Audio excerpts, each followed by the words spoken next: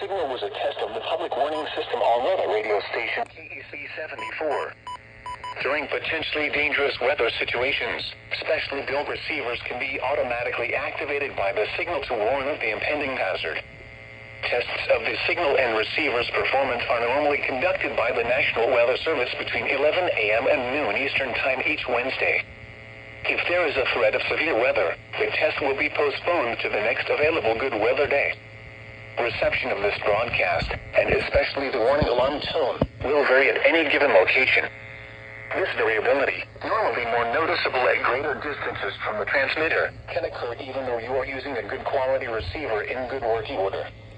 The warning alarm tone will be activated for hazardous watches and warnings for the following counties in Indiana: Boone, Decatur, Delaware, Hamilton, Hancock, Hendricks, Henry, Johnson, Madison, Marion, Morgan, Rush, Shelby, and Tipton. This concludes the weekly test of weather radio station KEC 74.